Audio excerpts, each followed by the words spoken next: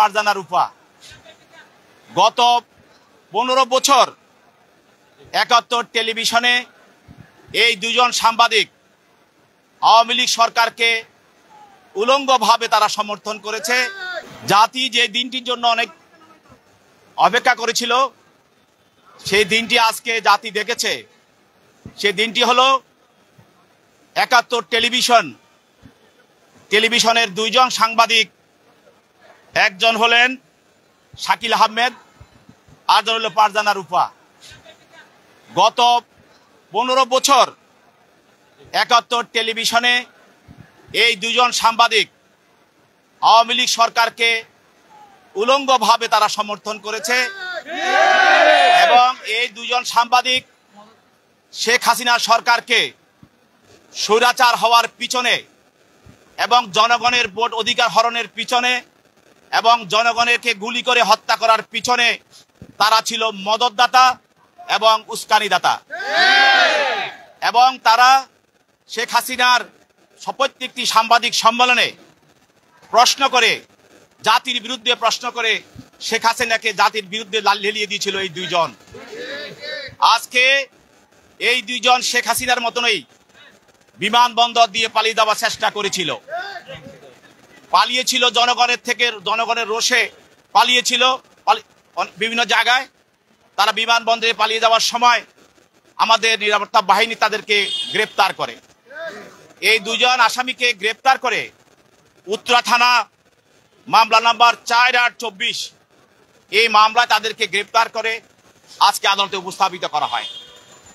তাদের গ্রেপ্তারের খবর শুনে হাজার হাজার উৎসুক জনতা এবং আইনজীবী জনতা আজকে এই কোর্ট অঙ্গনে ভরপুর। এই দুইজনের বিরুদ্ধে তদন্তকারী কর্মকর্তা, এটা একটি হত্যা মামলা।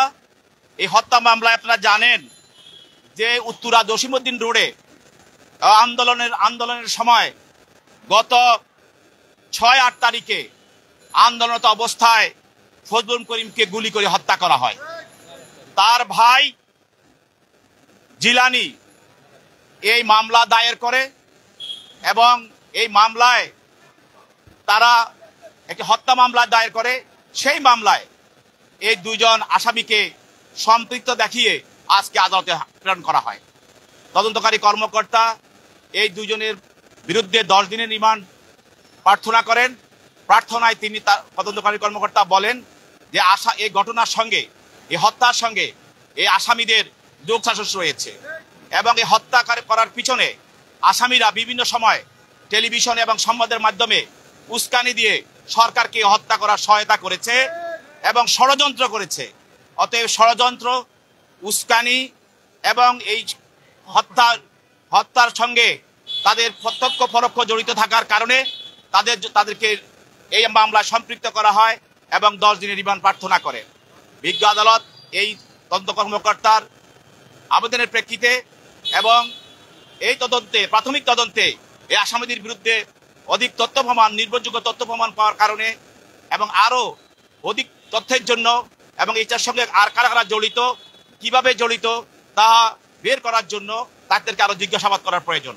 সেই কারণে বিজ্ঞ আদালত তাদের বিরুদ্ধে 4 দিনের রিমান্ড মঞ্জুর করেন। আসামি পক্ষে তারা ওকালতনামা দিয়ে একজন আইনজীবী তিনি তাদের রিমান্ড বাতিলপূর্বক জামিনে প্রার্থনা করেন। উভয় পক্ষের শুনানি অন্তে বিজ্ঞ আদালত 4 দিনের রিমান্ড মঞ্জুর করেন। সংবাদ, ফিচার ও অনুষ্ঠানের জন্য ভিজিট করুন সংবাদ প্রকাশের ওয়েবসাইট এবং যুক্ত থাকুন ফেসবুক পেজ ও ইউটিউব চ্যানেলের সঙ্গে।